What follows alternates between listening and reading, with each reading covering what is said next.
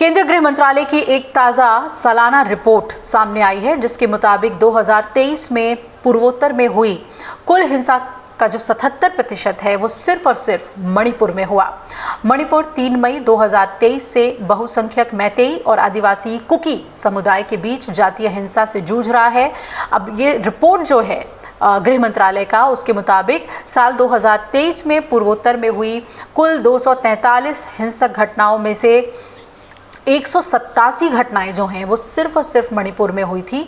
मणिपुर में उग्रवाद विरोधी अभियानों में 33 उग्रवादी मारे गए हैं, 49 हथियार बरामद हुए हैं, 80 उग्रवादियों ने 31 हथियारों के साथ आत्मसमर्पण किया।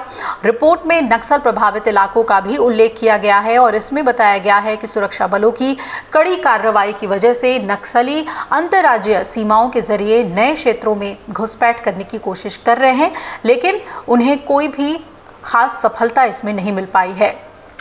अर्धसैनिक बलों और राज्य पुलिस द्वारा नक्सल विरोधी अभियान और नक्सल प्रभावित क्षेत्रों में एक साथ विकास की पहल जैसे सरकार के बहुआयामी दृष्टिकोण से हिंसक घटनाओं में 48% की कमी तो आई है, जो कि 2013 में 1136 से घटकर 2023 में 594 पर आ गई। नागरिकों और सुरक्षा बलों की मौतों में भी 65% की कमी देखी गई है, जो कि 2013 में 397 की तुलना में 2023 में केवल 138 है। मणिपुर के मुख्यमंत्री एन बीरेन सिंह ने राज्य में हुए जातीय संघर्ष के लिए मंगलवार को माफी मांगी और सभी समुदायों से पिछली गलतियों को भूलने और शांतिपूर्ण और समृद्धि के साथ एक साथ मिलकर रहने की अपील की। साथ ही ये उम्मीद जताई कि नए साल में सामान्य स्थिति मणिपुर में बहाल होगी। आपको बता दें कि प्रदेश में कुकी और मैतेई समुदाय के बीच छिड़ी जातीय हिंसा में 250 से ज़्यादा लोगों की जान गई, जबकि हज़ारों लोग इसमें बेघर हुए। मुख्यमंत्री ने संवाददाताओं से वहां पर कहा कि राज्य में जो कुछ हुआ उसके लिए मैं खेद जताता हूं। कई लोगों ने अपने प्रियजनों को खोया है तो कईयों को अपना घर ही छोड़ना पड़ा। मुझे खेद है और मैं माफ़ी मांगता हूं, लेकिन पिछले 3 से 4 महीनों में अपेक्षाकृत शांति देखने के बाद मुझे उम्मीद है कि आने वाले साल में एक सामान्य स्थिति बहाल हो जाएगी।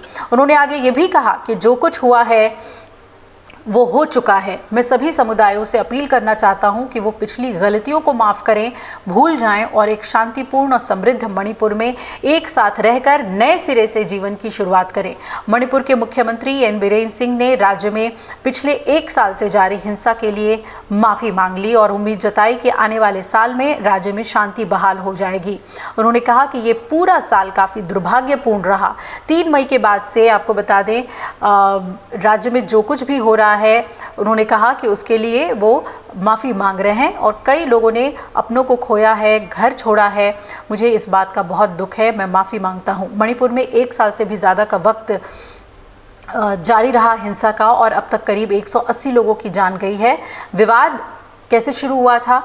ये तब शुरू हुआ था जब मैतेई समुदाय ने एसटी पहचा की मांग की और कुकी समुदाय ने इसका विरोध किया।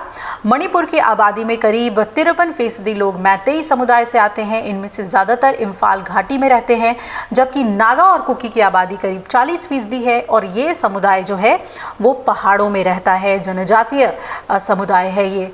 अब जिस तरीके से मुख्यमंत्री ने माफ़ी मांगी है उसके बाद देखना है कि मणिपुर में स्थिति कितनी नियंत्रित होती है और क्या कदम उठाए जाते हैं गृह मंत्रालय की तरफ से भी और मणिपुर सरकार की तरफ से भी। अगर आप ये वीडियो YouTube पर देख रहे हैं तो हमारे चैनल को सब्सक्राइब कर बेल आइकन दबाएं और Facebook पर देख रहे हैं तो हमारे पेज को लाइक करें। 8 मिलियन+ सब्सक्राइबर, आपके इस भरोसे के लिए बहुत धन्यवाद।